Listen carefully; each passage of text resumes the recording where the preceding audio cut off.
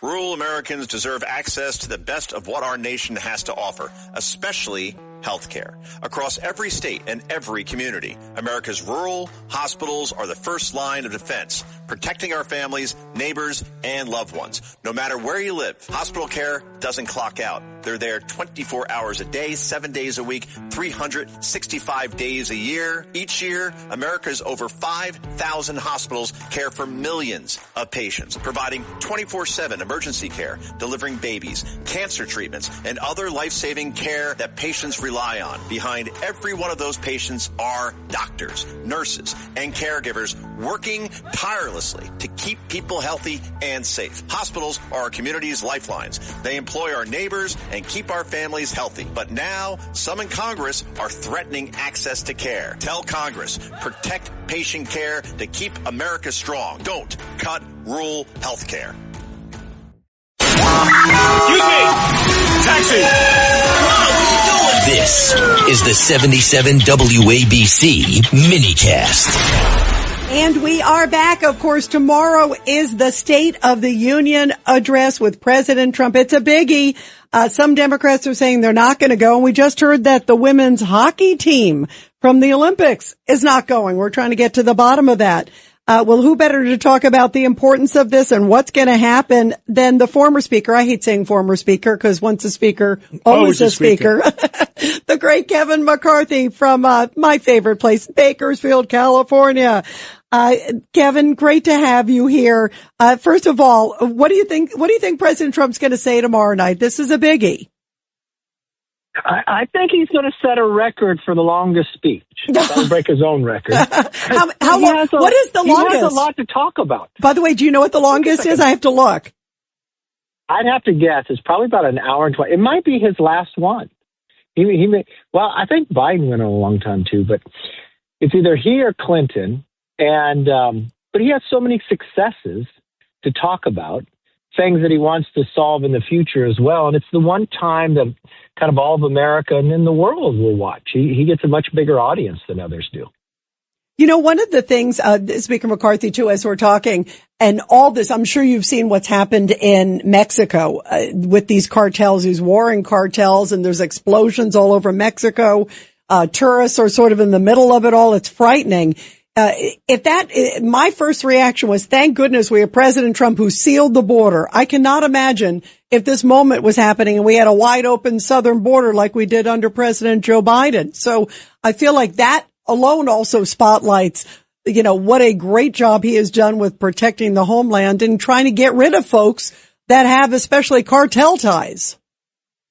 You're exactly correct, because the thing that Americans don't quite understand is some of this was going on around our border cities into America, that they were coming across these gangs. And I remember going down as a member of Congress, working with the border agents, that you would literally see across the river the cartels with their gang members.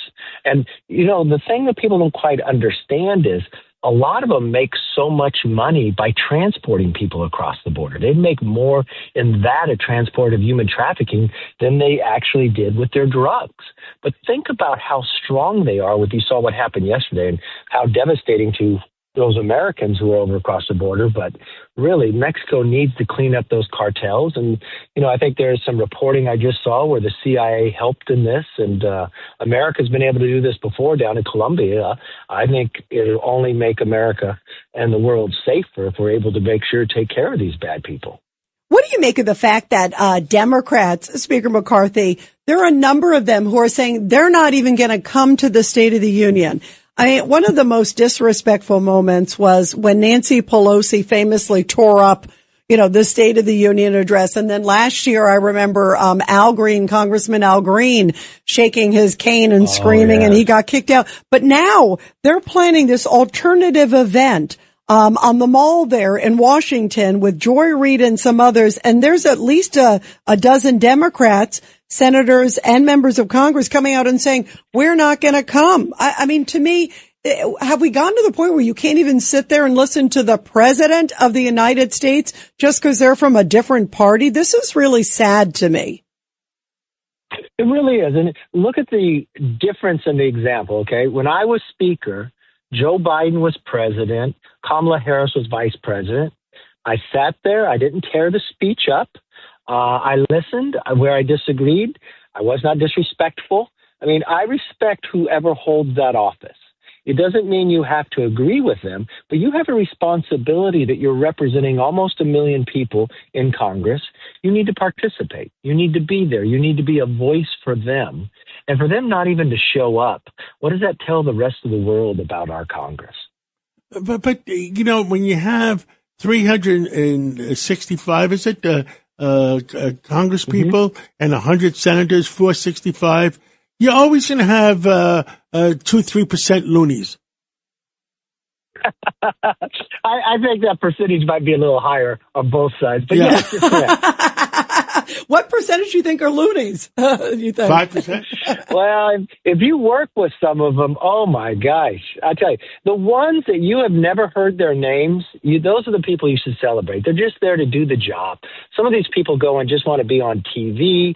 They do these type of stunts because they want to raise their money online by being so dramatic. No, your responsibility is to be the voice for that district. It doesn't matter what the party, but you need to be the voice for that district. That's how the founders devised this. And it's really disappointing when I see how far some of these people have gone in the act. And the one thing we do find, though, is those who act out like that, they usually don't last as long. I think Al Green has a really hard time getting reelected, and people see through that. Yeah. How long is AOC or that other one from Minnesota going to last? What about Jasmine Crockett from Texas? Oh my God, speaking of loonies. Well, I think Jasmine's going to lose here shortly. But really, if you watch your late night host there, he was playing in the Democratic primary by only giving one side of the Democrats, right when votes started, an opportunity to be on television, and they played it up. They didn't say he couldn't have them. They just played it up to try to raise them more money. And then AOC, I think just showing her on a simple international question, she can't answer it. And now she's trying to come back with it. She shows her real weakness and her inexperience and her lack of knowledge when it comes to world affairs. Well, Kevin McCarthy, thank you so much. And keep fighting for America, Kevin. We love you, and America loves you. All right. Well, you guys stay warm. I hear that storm in New York is pretty rough. We got a mess in our hands. We're jealous. We're jealous, Kevin. Thank you so much. All right. See you soon.